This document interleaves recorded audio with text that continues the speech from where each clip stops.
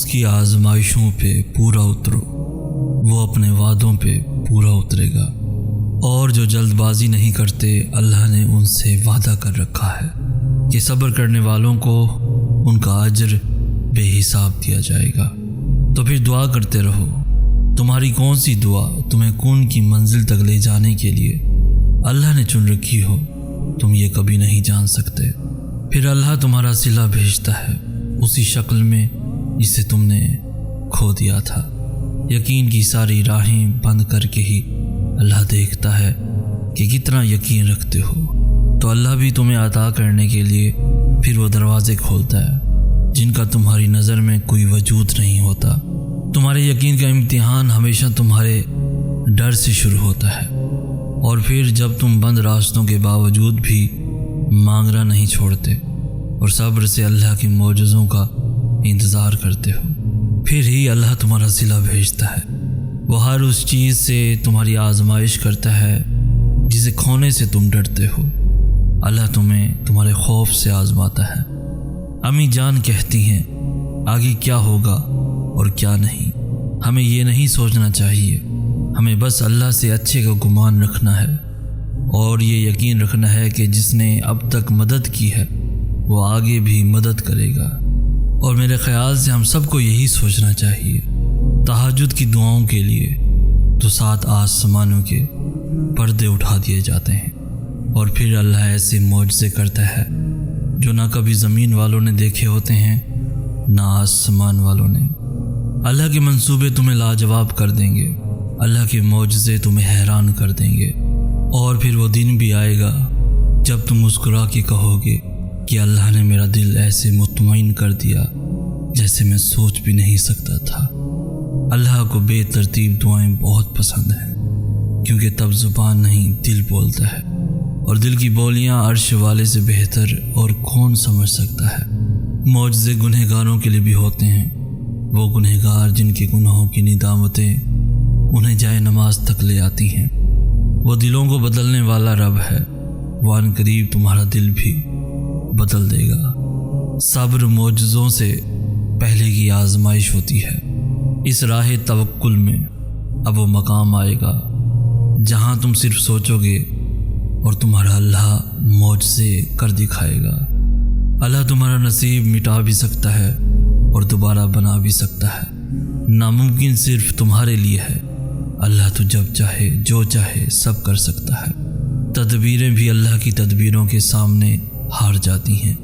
معجزے تبھی تو ہوتے ہیں جب تم اللہ سے اس وقت بھی دعا مانگنا نہیں چھوڑتے جب لوگ تم سے کہہ رہے ہوتے ہیں کہ شاید یہ تمہارے نصیب میں ہی نہیں۔ یک طرفہ محبت دل بدلنے کی طاقت رکھتی ہے، بالکل ویسے ہی جیسے اللہ کی محبت ہے۔ سجدوں میں بہتے ہوئے آنسو ہی اللہ کو تمہارے صبر کی گواہی دیں گے، اور پھر ان کے معجزے ہو جائیں گے۔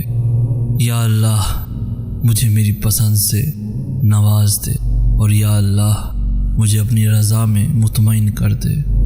تہجد کے وہ سسکتے ہوئے سجدے ہی تمہاری دعاؤں کے لیے معجزوں کا ذریعہ بنیں گے جو صرف تمہارے اور اللہ کے درمیان ہیں۔ اگر درد اور آزمائش سزا ہوتی تو اللہ کبھی بھی اپنے محبوب صلی اللہ علیہ وآلہ وسلم کو ان سے نہ گزارتا۔ معجزے قریب ہیں اب اللہ کے، اپنے اس دل سے کہو اب نہ گھبرائے نصیب سے۔ کری آزمائش انہی کے لیے ہوتی ہے جنہیں اللہ نے اپنے کون سے نوازنا ہوتا ہے۔ تمہارے اللہ سے کیے گئے کون کے ہر گمان کو حقیقت بنا سکتی ہیں۔ تمہاری تہجد کی دعائیں تمہیں حیران کر سکتی ہیں۔ وقت تہجد اللہ سے ہونے والی میری گفتگو کا خاص موضوع ہو تم۔ تہجد کی دعائیں تو زبان پہ آنے سے پہلے ہی ان کے مرحلوں میں داخل ہو جاتی ہیں۔ دوستو، دعائیں انسان کے بس میں نہیں ہوتی، یہ تو اللہ کی رضا سے دل کا حصہ بنتی ہیں، اور پھر تب تک اللہ کو مناتی رہتی ہیں جب تک اللہ انہیں تمہارے نصیب کا حصہ نہیں بنا دیتا۔ آپ کو پتہ ہے کہ ہم روز کتنے ایسے گناہ کرتے ہیں جو ہم سے انجانے میں ہو جاتے ہیں، اور پھر ہم ان گناہوں کی اللہ سے معافی بھی کبھی نہیں مانگتے، کیونکہ ہمیں علم ہی نہیں ہوتا کہ ہم سے یہ گناہ سرزد ہو گئے ہیں۔ اس لیے ہمیں ہمیشہ توبہ کرتے رہنا چاہیے، ہمیں ہمیشہ استغفار کی تسبیح کرتے رہنا چاہیے۔ آپ اللہ سے جتنی مرتبہ توبہ کرتے ہیں اللہ آپ کو اتنی ہی مرتبہ پاک کر دیتا ہے، اور جب آپ پاک ہونے لگتے ہیں تو آپ کا دل خود بخود اللہ کی جانب مڑنے لگتا ہے۔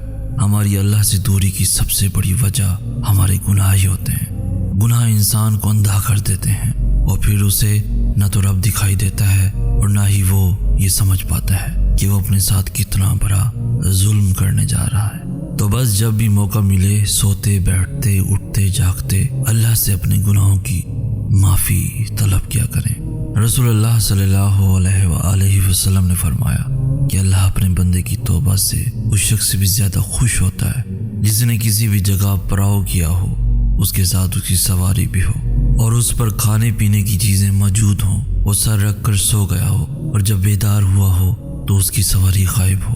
آخر بھوک پیاس یا جو کچھ اللہ نے چاہا اسے سخت لگ جائے، وہ اپنے دل میں سوچے کہ مجھے اب گھر واپس چلے جانا چاہیے، اور جب وہ واپس ہونے لگا تو پھر سے سو گیا، لیکن پھر جب وہ نیند سے سر اٹھائے تو اس کی سواری وہاں کھانا پینا لیے ہوئے سامنے کھڑی ہو، تو خیال کرو اسے کتنی خوشی ہوگی۔ یعنی انسان سے کتنے ہی گناہ کیوں نہ ہو گئے ہوں اور اللہ سے کتنا ہی دور کیوں نہ چلا گیا ہو، لیکن پھر بھی جب وہ لوٹ آتا ہے تو اللہ اس سے بہت خوش ہوتا ہے۔ تو اگر آپ توبہ سے اللہ کو خوش کرنے کا اختیار رکھتے ہیں تو دیر کس بات کی۔ ہماری بے سکونی کی سب سے بڑی وجہ یہ بھی ہے کہ ہم دوسروں کو معاف نہیں کرتے، ہم ان کے لیے اپنے دلوں میں نفرت اور بدگمانی رکھتے ہیں، اس لیے پھر ہمارا دل ہر وقت بے چین رہتا ہے۔ ہم انہیں خوش دیکھ کر اللہ سے یہ سوال کرنے لگتے ہیں کہ کیا اللہ نے ہمارے ساتھ انصاف نہیں کیا، یا کیوں اللہ نے انہیں خوشی دی جبکہ انہوں نے ہمیں تکلیف پہنچائی ہے۔ اور پتہ ہے جب انسان اللہ کے فیصلوں اور اللہ کی مصلحتوں پہ سوال کرنے لگتا ہے تو وہ اللہ کو کھو دیتا ہے۔ اس لیے ہم نے سوال کبھی نہیں اٹھانا اور نہ ہی ہم نے کسی کے لیے دل میں نفرت پالنی ہے۔ ہمارا ایمان اتنا مضبوط تو ہونا چاہیے کہ ہم دوسروں کو معاف کر سکیں، کیونکہ اللہ معاف کرنے والوں کو پسند کرتا ہے۔ رسول اللہ صلی اللہ علیہ وآلہ وسلم سے کسی نے پوچھا کہ یا رسول اللہ سب سے افضل عمل کون سا ہے؟ آپ صلی اللہ علیہ وآلہ وسلم نے فرمایا کہ اللہ پر ایمان لانا اور تصدیق کرنا اور اس کے راستے میں جہاد کرنا۔ اس نے پھر سے سوال کیا یا رسول اللہ سب سے کم درجے والا عمل کیا ہے؟ تو آپ صلی اللہ علیہ وآلہ وسلم نے فرمایا درگزر اور صبر کرنا۔ یہ ہماری وہ چھوٹی چھوٹی عبادتیں ہیں جو قیامت کے روز ہماری ڈھال بنیں گے۔ آپ آج کسی کو معاف کریں گے تو اللہ پھر برعظیم ہے، بڑی شان والا ہے، وہ آپ کو معاف کر دے گا۔ تو دوسروں کی خطاؤں کو معاف کرنا سیکھیں، آپ آزاد ہو جائیں گے۔ اپنے لیے نہیں کرنا چاہتے تو اللہ کے لیے کریں، اور یاد رکھیں کہ اللہ کے لیے لی گئی ایک سانس بھی عبادت ہے، خاص کر تب جب آپ سوچ رہے ہوں کہ اب اسے روک دینا چاہیے۔ نصیب بدلنے کا وعدہ خود اللہ نے کیا ہے، اور بے شک وہ اپنے وعدوں کا بڑا پاسدار ہے۔ اللہ کی اگر رضا نہ ہوتی تو کیوں دہراتی تمہاری زبان ایک ہی دعا بار بار۔ اللہ اپنی محبت تک لانے کے لیے تمہیں اس سے آزماتا ہے جس سے تم محبت کرتے ہو، وہ تو تم میں ہی رہتا ہے جسے رات بھر تم آسمانوں میں ڈھونڈتے ہو۔ آزمائش طویل اس لیے بھی ہے کیونکہ تم درد میں ہی اللہ سے ملتے ہو۔